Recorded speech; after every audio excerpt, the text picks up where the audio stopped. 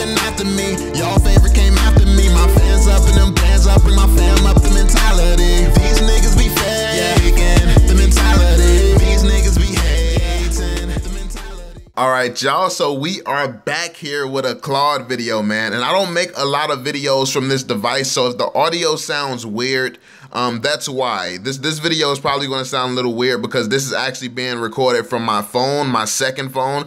And yeah, I don't really mess with Android like that. It's harder to make videos with this. Like usually I can use my computer and stuff, but on this one I can't.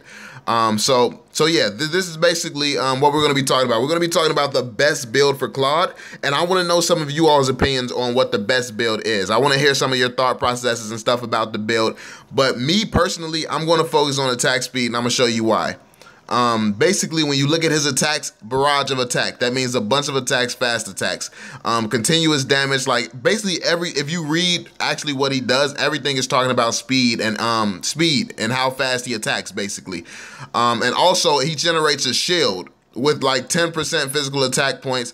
So basically if he deals damage fast, super fast, like when I was surrounded by the whole team, I hit my ultimate and literally my shield got so big it covered up my health. Like I had a shield as big as my freaking health. So that was actually insane, seeing how high his shield could go.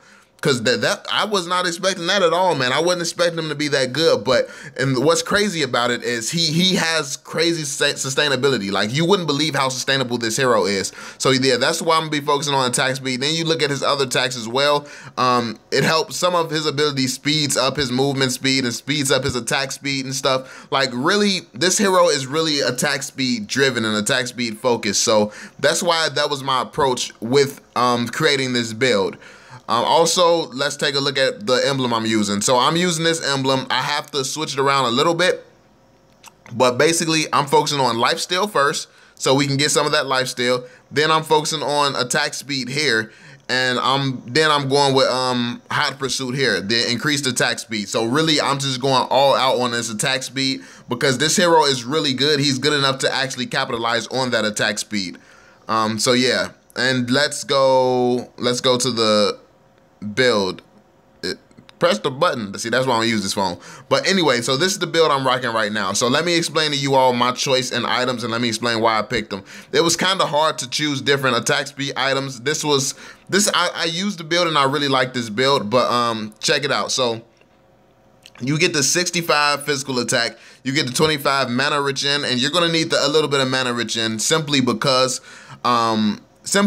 he burns through his abilities pretty fast, depending on how you use them. So he burns through those abilities, so it doesn't hurt. He gets a little bit of health, that doesn't hurt. I don't really go for health, but it doesn't hurt to have a little bit. And then the cooldown reduction, it just feels like this offers more that I would need than this does. Like, so that was the option. When HP drops below 40%, the hero will receive an extra 10%. I feel like when you're a marksman, if you have lifesteal, your health's not gonna drop it shouldn't drop that far that frequently. So this is like a what if your health drops, then you get the benefit from this. This is like you get all these benefits all the time. So I feel like this one outweighs that one for that reason. So yeah, that's why I went with this lifesteal item. With this lifesteal item, got a little bit of lifesteal, we got a little bit of movement speed, and the cooldown reduction. The cooldown reduction is big for that as well, because it allows us to use our abilities a little bit more. Then with the swift boots, of course, so we can get movement speed and that attack speed. Notice the attack speed. We went heavy on the attack speed. Then next here, we have Demon Hunter Sword. That gives us the 35 physical attack and the 25% attack speed. Basically, the passive is basic attacks deal 10% of the target's current HP as additional physical damage up to 60 against monsters. And then each basic attack grants 4 health stealing for 3 seconds, stacks up to 5 times. So this is what I went with, obviously for the attack speed. And then the passives aren't that bad as well. So I like it. I like that item. Then I went for this one. So basically even more attack speed, a little bit more damage, and a little bit more movement speed as well. And then the basic attacks have 50% probability of slowing the enemy unit by 40%. So that's big. Because of his second ability, he can move and teleport towards people fast, and he also has his own natural slow. So basically, some of his abilities has slows, and then he can teleport fast at people, and being able to have an item that actually slows people down as well. Basically, he has the way that this character is actually built. He can attack very, very fast, and he can slow people quite frequently. So with this combination on this hero, I feel like it's just insane. So being able to slow them down was a huge selling point for me. Then it says long range basic attacks only slow enemies by 20%. But keep in mind that his ultimate is more effective if you're in close range, close proximity to a bunch of people. So he's good. He's good for like team fights. Like in the middle of a team fight, if he goes in and uses ultimate, it's not likely someone will be able to dive him and just take him out that quick. So yeah, that's pretty cool. Then basic attacks deals damage to enemies, while heroes attack speed rises by 8%, stacks up to 5 times. So basically attack speed, it gives us even more attack speed here. So that's why I focused on that.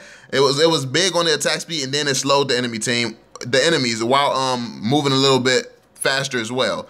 So this item right here, we went for Windtalker because it gave us the 40% attack speed again, and 20 movement speed with the 10% critical chance. So I wasn't really focusing too heavily on the critical chance and stuff like that. I don't really, I mean, the critical hits are valuable, but with this hero, I feel like I said, everything supports this hero being able to just attack fast. So I wasn't really going for crits.